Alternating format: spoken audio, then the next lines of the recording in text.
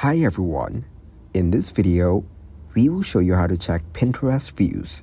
First, go to the Pinterest app and log in to your account. Tap on the Profile tab and you will see your board and pins. Tap on the profile icon in the top left corner.